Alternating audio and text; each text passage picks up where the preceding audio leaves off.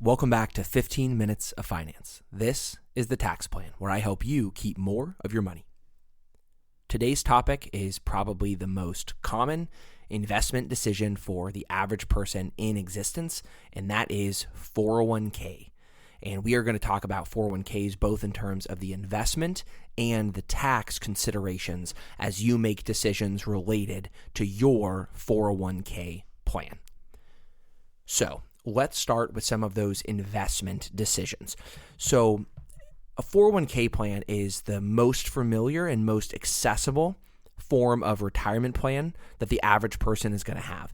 You don't meet with a lot of people in the financial industry that have seven figures in Roth IRAs or individual IRAs. Most people, if they have millions of dollars in an IRA, it probably at one point was a 401k plan, and then it was rolled over into an IRA so that it can continue to be managed as an investment account, but it likely wasn't money that all originated by being contributed to an IRA. And that's because, let's be honest, most people do not budget significant investment room or space allocation, let's call it, within their budget for other investments. So a lot of people do withhold from their 401k. Hopefully they're getting an employer match, and there's some other component to it as well. There's probably a little bit of savings going on for emergencies or for things like that. And then the rest of the budget is allocated towards living expenses and things like that. Not a lot of people are putting significant amounts of money up and above their paycheck into IRAs, HSAs, brokerage accounts, things like that. It's just not very common. So for most people, the decisions you make related to your 401k plan are the most important investment decisions you're going to make. And another reason why this is such an important and applicable topic for the average, the below average, and the incredible investor, still very important, is that 401ks provide you with a consideration that, in my opinion, is the second most important concept in all of investing, and that is free money. Okay? Now, you might think free money is the most important thing in investing. Free money is better than any amount of money. No, time is the single most important thing. I would rather pay 10 grand to have $5,000 25 years ago. That's more important to me than even free money. I'll pay to have money 25 years ago. Time beats everything. And we've constantly broken down various considerations and calculations to help that impact people. I mean, the catchphrase on our podcast is, it's not just a fun thing we say. It is truly what we believe is the most important thing for the average investor to grasp. Invest early, invest often. That really is the most important thing. So one specific way we illustrate this often that we come back to is that based on historical rates of return in the stock market, someone who is 20 years old needs $12,500 to retire a millionaire with that money. That's how many times it compounds and doubles and doubles and doubles and constantly earns compound interest. So time is the most important, but free money is the second most important because that's investments that you didn't have to pay for. It's just extra principal to grow and compound. How do we get free money? That's employer matches in your 401k plan. So that leads us to the first really important point that I want to talk about today. Do everything humanly possible in your power to maximize your employer's match of your 401k. Let's say your employer matches dollar for dollar up to 3% of your pay. That's usually how the system works. And then 50 cents per dollar for the next up to 4% of your salary. So if you contribute 3% of your salary and defer it into a 401k plan, they'll match 3%. Then for every 1%, they'll match 0.5%. So to get up to the maximum of 7%, you need to contribute another 8%, right? Because up above that 3%, every dollar you contribute is only matched 50 cents by your employer. So if that's the program in this hypothetical that your 401k plan is set up as, you need to the absolute best of your ability, budget in a way that you withhold 11% of your pay, because that now is the withholding rules that your employer will now match the maximum that they can contribute, which in this case is 7%. Averages are between 5 and 8% in various dollar for dollar, 50 cents to a dollar, 40 cents to a dollar, whatever. Usually somewhere the maximum you can reach is between 5 and 8%. That is the second most important thing that you can do, is getting extra money invested early and often. You want to do it the moment you can, and you want to do it every year that you can.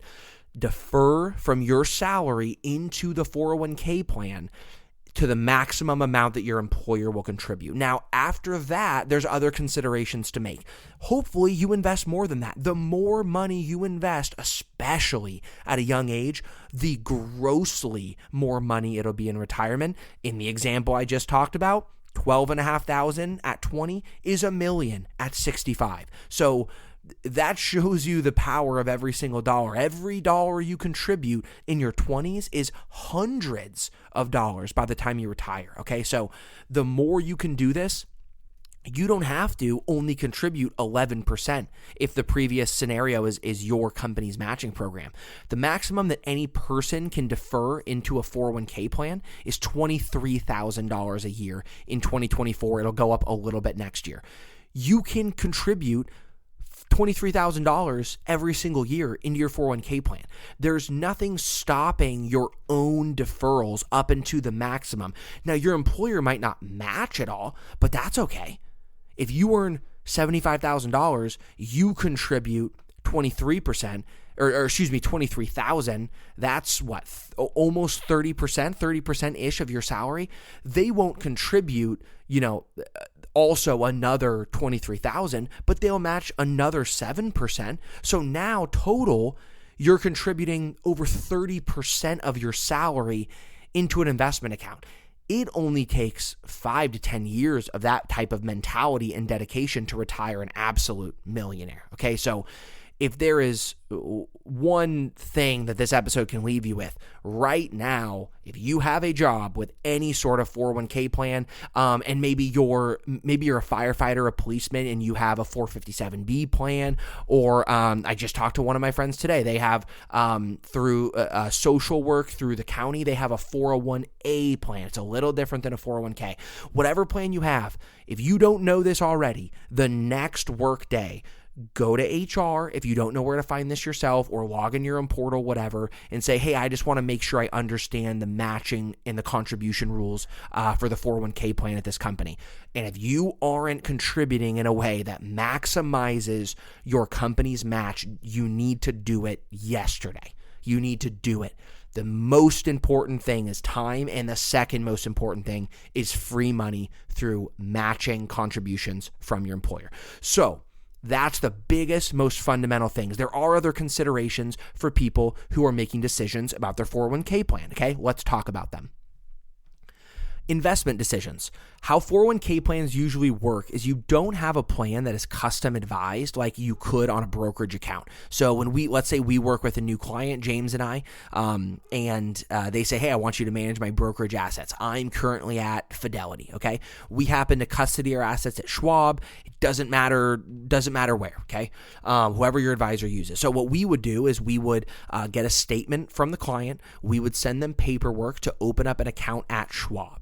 Okay, so now they have a brokerage account at Schwab, and then we initiate a transfer with their signature. They sign, whatever agreements they have to sign, our fees, they'll sign probably internal stuff where we'll ask them questions and interview them about their risk tolerance, right? Talk all about their investment decisions, and then we transfer the money over to Schwab, and then we as the advisors start making investment decisions in that account in line with their risk tolerance, age, goals, all of that stuff. What a 401k plan is, it's a little different. So you have options yourself. And one kind of important thing to know is that 401k plan administrators are not fiduciaries or RIAs, okay? They're just administrating the plan. So they don't have authority to make investment advice for you. So whoever you talk to about your 401k plan, the chances are they're not allowed to make recommendations for you because they're not your advisor, okay? Their job is to administer the plan in line with the objectives of the plan. So whatever company is ultimately managing the funds has pre-selected fund options for you. So you'll notice when you go into 401k, you have options. You can choose growth, you can choose aggressive, you can choose conservative, you can choose fixed income, you can choose target date fund, all sorts of different things. Okay, so you have choices that aren't specific stock choices, but they're portfolio choices where you choose the portfolio that's managed with your objective in mind. So if you're 25 years old, you're not going to retire for another 40 years, there's a good chance that you're going to choose aggressive or growth. And if you ask the plan administrator what they might tell you, because they can't tell you, yes, let me ask you questions, I would recommend growth for you. They can't make that statement. That's misleading. They're not qualified to do that. So what they might say, though, that they are allowed to say is, here is what are investment choices being made by similar people of age and income level as you. This is the most commonly chosen option for people in your situation. And that might give you an idea of what you want to do. But if you have an advisor that you have other investments with, or maybe you know someone who's an advisor and they're happy to give you a free meeting, they might advise you on what options they would choose for you based on the questions they ask you. But just understand that you're not going to have an advisor managing funds directly for you, but you're going to be given fund options. Okay, so it's really important to understand. It's great to get an actual advisor's advice on what of these options would you choose for me? Here's my age. Here's my goal retirement age. I want to have this much money at retirement. This is my risk tolerance. What would you recommend? And that should help you make better investment decisions in your 401k. Because let me tell you, if you're in conservative at 25 and you never change those preferences and your money grows for 40 years, there's a good chance you've lost a lot of money compounding, because over the course of 40 years, generally speaking, based on market return, we call it kind of the rule of 7. On average, based on S&P 500 historical rates, money doubles every 7 years. So divide 40 by 7. That's a lot of doublings, guys. That's about almost 6 times your money double. So if you have $2, it becomes 4, 8, 16, 32, 64, 128. So every $4? Every $4 you have becomes $128 in retirement. But if you chose conservative as your option for 40 years, you're purposely in a fund that is making less growth-minded decisions in the benefit or in the interest of having a little bit less value lost during the downturns. But over the course of 40 years, as the economy goes up and down 10 times, you've lost a lot of value with that option. So really important to make sure that you're choosing an option that makes sense for your age and your risk tolerance, okay? The other option is one other option that we'll talk about is the type of contributions you make. We've talked about this before. It is incredibly important. It's another one of those things where if you don't know the answer to this, tomorrow you need to go into work and ask your HR person for the options in your 401k and see if your 401k has Roth contribution options. We just did an episode on Roth. We'll continue to talk about these things throughout episodes, so I'm not going to go into super depth about this, but it's important to understand what Roth contributions mean is you don't get a tax deduction for it now, but it grows tax-free. So when you retire, any money that you have, both the principal and the growth from Roth contributions is tax-free in retirement. So the younger you are, the more powerful that is. It's almost always advised. This is not advice for you. I don't know you out there listening, but generally speaking, the younger you are, the better choice it is to use Roth contributions early on in your life rather than traditional contributions, if possible, to your 401k. So the investments you choose can make a massive impact. The contribution type can make a massive tax impact, okay? That's the number one tax kind of impact of all of this, is whether you're making traditional contributions that reduce income and save you taxes now versus making Roth contributions and having the full taxability of your wages in the current year, but having a lifetime of tax-free earnings growing and compounding year after year. Almost always that level of tax-free wealth down the road is going to be more powerful than the money you save now on taxes. But there are situations where it makes sense to do traditional contributions, and you should talk to your CPA or your advisor about those type of choices. So as we kind of summarize here and keep it to, we're going to keep this one to 15 minutes, be true to the name of this channel here. Let's just quickly summarize. So make sure you understand your company's match, and make sure you understand if your contributions from your own deferrals of your wages that go into your 401k plan, if those can be Roth contributions, okay?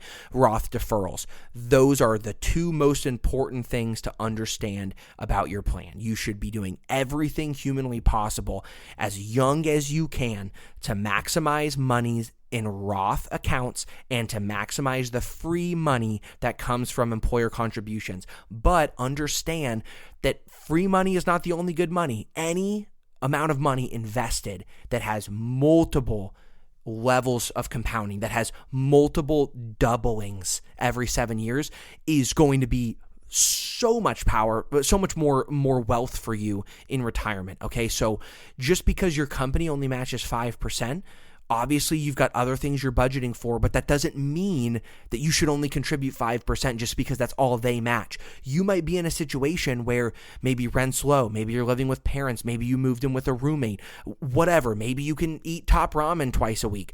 Whatever it is, if you can contribute more than 5%, that's awesome. You need to make sure that you're at least hitting the minimum that will maximize the free money from the employer contributions, but that shouldn't be the only determination. Keep in mind, no matter what the terms of your 401k plan is on the employer side, there's nothing stopping you from deferring up to the full $23,000 a year. And let me tell you, if in your 20s or even 30s, you're contributing $23,000 a year and you keep that up until the day you retire, you're going to be the wealthiest person you know when you retire, and you're going to be the person that people look at as a wise investor that they want advice from.